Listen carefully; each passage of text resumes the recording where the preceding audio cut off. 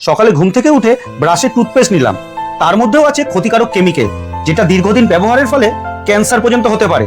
সকালে মুখরোচক ব্রেকফাস্টের জন্য একটু পরোটা খেলাম, কিন্তু তার মধ্যেও আছে অ্যামোনিয়ার লবণ মেশানো। বদলে একটা কলা খেলাম, কিন্তু সেটাও কার্বাইড দিয়ে পাকানো।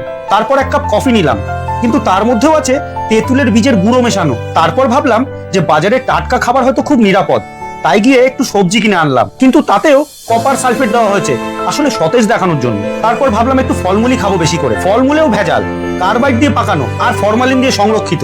তারপর মশলা কিনলাম, রং সুন্দর কিন্তু হলুদে লেড ও ক্রোমাইড মেশানো। তারপর একটা তরমুজ খেলাম, কিন্তু তাতেও পটাশিয়াম পারম্যাঙ্গানেট মেশানো হয়েছে। তারপর ভাবলাম যে এইসবকে দূরে রেখে বাড়িতে রান্না করা খাবারই খাবো। দুপুরে দুটো ভাত খাবো, কিন্তু সেই ভাতটাও ইউরিয়া দিয়ে সাদা করা। ভাবলাম একটু মুরগির মাংস খাবো, কিন্তু সেটাও অতিরিক্ত অ্যান্টিবায়োটিক দিয়ে বড় করা। এখন তো সয়াবিন তেলের অর্ধেকটাই পাম। ভাবলাম একটু শরবত খাবো, কিন্তু তাতেও রং আর কেমিক্যাল ছাড়া কোনো পুষ্টিগুণ নেই। শক্তি বাড়ানোর জন্য একটু খেজুর খেলাম, কিন্তু সেই খেজুরটাও বছরের পর বছর ফরমালিন দিয়ে সংরক্ষিত।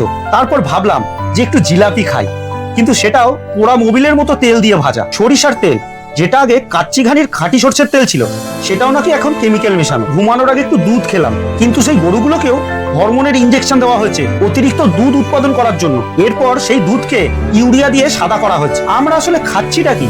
পুষ্টির থেকে রাসায়নিক বেশি।